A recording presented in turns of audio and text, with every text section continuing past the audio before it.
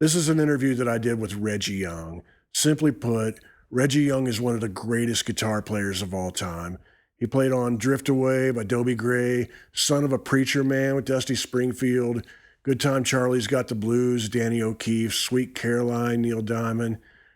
In this interview, we talk about his recording sessions with Elvis in Memphis, where they recorded Suspicious Minds, In the Ghetto, Kentucky Rain, and a lot of other great stuff. We recorded this in Reggie's living room, and his health was declining. He was not feeling real great, but he was so generous to me. Just a beautiful man in so many ways. We sat there for a while. He let me play his guitars that he played on all of those iconic songs and was just incredibly generous to me. Reggie is somewhat famous for helping a lot of young session guitar players get their start. They would come to Reggie for advice, and if he saw talent in them, he would help them. A lot of the old cats would not do that. They saw these young guys as competition, so they did what they could to discourage them, but not Reggie. And I think that says a lot about him. So sit back and enjoy Reggie Young talking about recording in Memphis, Tennessee with the king of rock and roll, Elvis Presley. Well, I was involved in the studio for years in Memphis, American studios. Some of his people, like our studio manager, Marty Lacker, was Elvis's friend, part of that MAFIA that Elvis had. Anyway, and George Klein used to hang out down there a lot at our studio. Anyway, in Red West, Elvis had some time booked out in California, and Hal Blaine, the drummer out there, got sick. So they're going to have to, he was going to cancel the dates. It was Marty Lacker, I think, that said if instead of canceling those dates in California, why don't you come to Memphis and record? He hadn't been back, in years. And he hadn't had a hit in about 8 years. So he said, okay, I'll try it. And Colonel Tom, I don't think, was too happy with it, but he wasn't there, so it didn't make any difference. So he came in with all his entourage, and I never will forget it because we'd been recording everybody you could think of to get impressed by someone, after all that. And anyway, the back door opened to this funky little studio in American in Memphis. Back door opened, and in walked Elvis. We all, I remember I was standing there and I backed up a step or two. I said, whoa, that's a king. We all, I was surprised at my reaction because he hadn't had a record I think it was 8 years. He hadn't had a big record. And he came in and had all his people with him. He had, I don't know, 8 or 9 people. People hung around him, He would go to light a little cigar, and there'd be about 7 or 8 lighters there. Anyway, everybody said hello and blah, blah, blah, and talked. When we got down to recording, Hill and Range Publishing Company in Nashville had brought the songs down with. They already picked the songs they wanted to do. That's what they wanted to do in L.A. And Elvis played the first one. Back then, it was acetate, playing on a turntable. And he played the first one, and he looked at me and said, do you like that? And I said, no, not really. And he asked Bobby Wood, the keyboard player, said, you like that? And he said, man, that's awful. And then Felton Jarvis called us off to the side and said, hey, we got all the material picked and don't make waves, I said, well, yeah, I was just being honest with him. Anyway, he had heard In the Ghetto and Suspicious Minds. Chip Moman, that studio owner and producer, played him some of those tracks. Anyway, this guy in a suit that came in with Elvis, and he got Moman off to the side and said, if we do any outside material other than what we brought, so we got to have publishing on it. And I knew Moman, and he didn't like that very well. And he said, Moman told me, he said, well, I'll tell you what. Said we have a reputation for cutting hit records. He said, if you don't want to do that, said, why don't you just take Elvis and y'all leave? Anyway, that got back to Elvis, and Elvis wanted to record those songs, so he made them leave, and it was just Elvis, the band. There's 5 of us: Felton Jarvis and Chet Moon, and we started. We did "In the Ghetto," I think was the first song, and Was Mac Davis there? yeah, Mike pitched the song live. He didn't have a demo of it, or that's the way he pitched songs. Was He live. sang and played it to Elvis, Yeah. and Elvis liked it. Yeah, he loved it, and I played the same guitar part that he did, so it was easy for me. Other than when we did it, I think it's just Elvis and the acoustic guitar, and I was scared to death. And I'm with Elvis, my goodness, But then everything was overdubbed. And, So when you're doing In the Ghetto, uh, are you reading charts? yeah, some that we wrote ourselves, These weren't the Nashville number No, system? well, it wasn't that number system that we wrote them ourselves. When Mike sang it, we'd write it down. And Was it expected that you guys would throw in ideas for the arrangement? absolutely. We were sort of known for that at American. We've been trying to become the singer's band, and we try to do different stuff for different artists, And anyway, Elvis loved those songs. And Suspicious Minds wound up being a 40 million seller. It's a small room. It was at the corner of Thomas and Chelsea, which is a busy intersection in Memphis. Many times we had to stop recording because there was a light there, and those big trailer trucks would come by and stop, and the engine rolling and all that. So we'd have to stop and start over again, So that's what's going on outside. Studio was funky. I mean, really funky. There was a restaurant next door that they had closed down. I guess city rats. They around the garbage cans out there. Well, they cleaned all that up. Well, the rats came in the studio, and when Elvis came in, they were in the rafters, and we could look up there and hear them and see them. We didn't want to say anything to Elvis or anybody, but that was part of the studio. It's just funky place. It wasn't anything like it is in Nashville, studio wise, but it worked. And I had my guitar set there for, I don't know, 7 or 8 years in the same place. If you walked in, you would never know it was a studio. Not really. Well, I guess you would, but nothing like in Nashville, the Slick thing, or New York or somewhere. How big was the main room? It's probably 20 by 20. Had a restroom in the corner. I'm guessing there was a lot of bleed over between tracks also. Yeah, we had, of course, things were baffled off pretty good, but... What were the closest instruments next to you when you were recording? Hammond organ, but it was sort of out in the middle of the room, and the drums were on the other side of the room, so it didn't bother, it didn't bother recording too much. And the keyboard was baffled off. They sort of got a replica of it at the Musicians Hall of Fame here in Nashville. They bought the baffles and did the paint, where it looked like the studio it did. So where's Elvis? Is he standing in the room with you? He's next to the keyboard, close to where this board is, but he's baffled off, and he goes behind the baffle, and you have to pull the baffle together so to stop all the leakage, And were most of his vocals on the floor? Yeah. The record sounds, the Memphis record sounds so alive and so much energy to it. It's my favorite Elvis record. If I want to pull out an album, that's the one I put on. Wow. Yeah, we was all part of a band when we got that. We worked it up on the floor.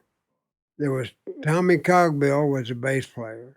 Let me go around. Bobby Wood played piano. Gene Chrisman was a drummer. Bobby Emmons was a keyboard player, which was organ mostly. Who am I leaving out? Nobody, than me.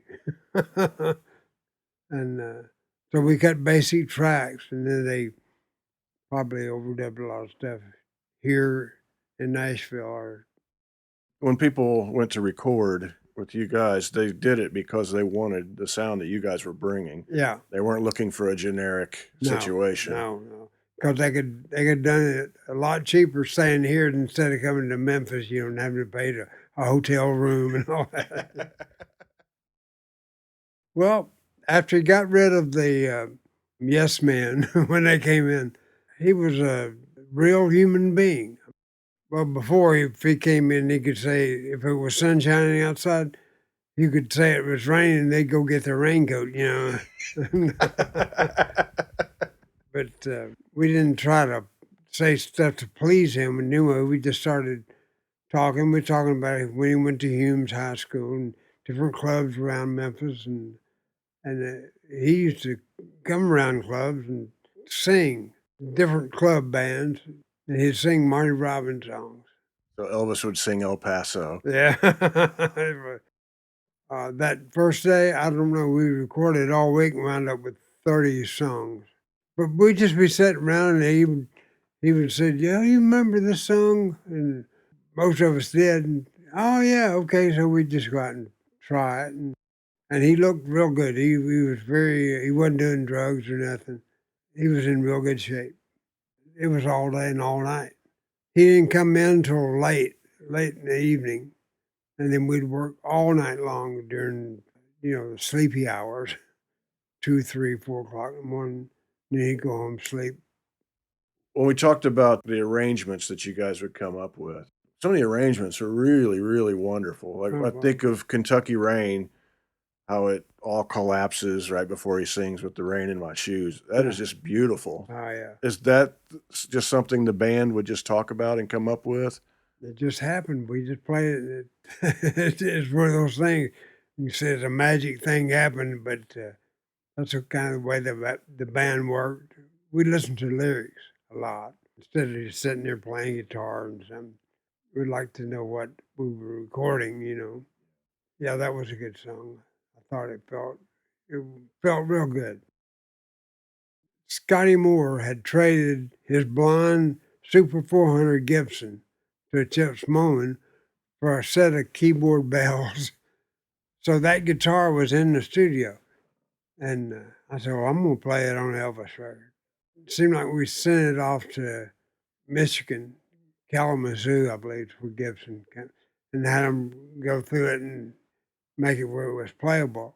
So that's what I played on most of his stuff. I played sitar on some of it.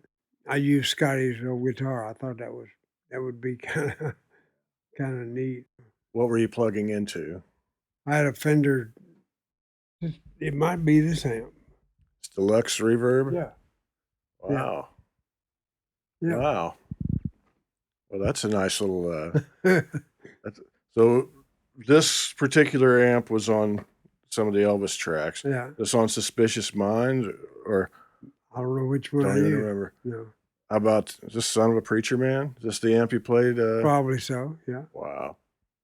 I just remember it was a heavy amp and I didn't have to haul it around. It stayed in the same place all the time. And would you put anything in between the guitar and the amp back then? Any effects pedals? Or? No, not much. I didn't use much.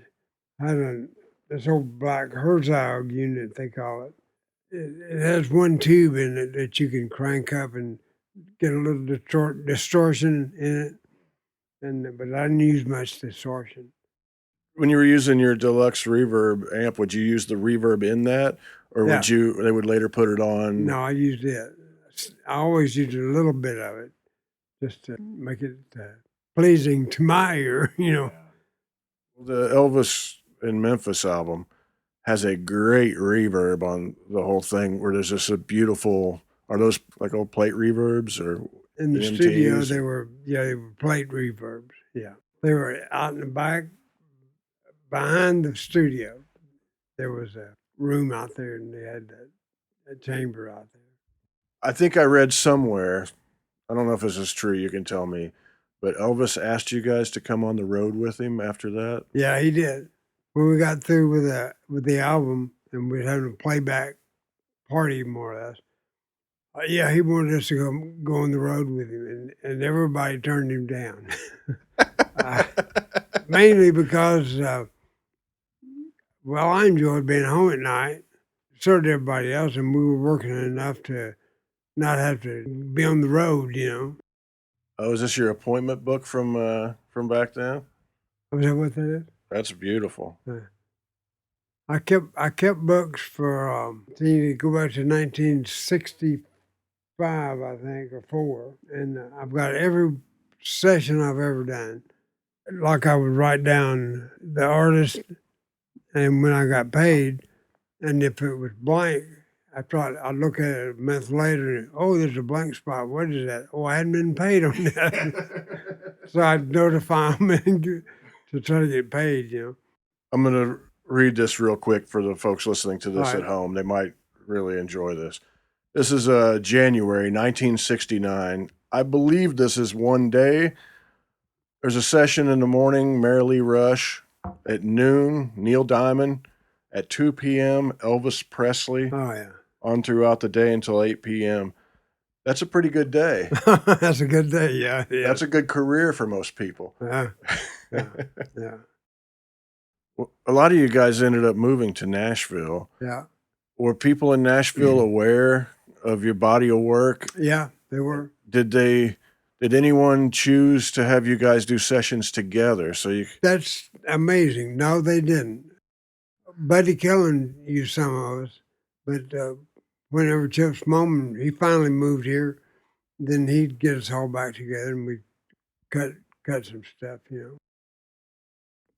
So maybe a year later over at Stax Records, and he cut over there, and it wasn't the same thing because he had all his entourage with him, and I don't even think I even spoke to him. You know, like, hello, how are you doing? Yeah. But he had all that crowd around him, and he didn't come in until after midnight, and it wasn't as friendly or as, you know, I just felt like I was stuck over there playing guitar somewhere. Yeah. Felton said one time he came in, I was yawning, and he said, "Oh, no yawning on the sessions." Before Elvis got there, I said, "What?" And he said, "Yeah, no yawning." I said, "You're kidding." I said, "It's 3 o'clock in the morning, you know." He said, "No," it said, "it wouldn't look good for the king to see you yawning." You know. I said, "Okay," but he told everybody else that too. How did you hear about Elvis's passing? I was working for Buddy Killen at the sound shop. I forget who we were recording. Anyway, we was in the middle of a song, and a talkback came on, and Buddy said we just got a phone call, and Elvis died, and it was total silence. Everybody just put their stuff up, left, and came on home. You know. Anyway, Elvis loved those songs. And Suspicious Minds wound up being a 40 million seller. And in this little old funky place with Elvis, who'd have thought it, you know. I really appreciate you inviting me into your home, and it's an honor to get to sit here and listen to your stories. Oh, wow. Well, come back anytime. Thank you. Yeah. That was the great Reggie Young talking about recording with the king of rock and roll, Elvis Presley. And thank you guys so much for caring about Reggie. You know, what's your favorite Elvis song? Tell me down in the comments. Or even better and more importantly, what's your favorite song that Reggie Young played on? There's a lot of great ones. But if you enjoy this show, tell your friends about it. Like and subscribe. And much love to y'all. Please stay safe and healthy. And I'll see you somewhere down the road.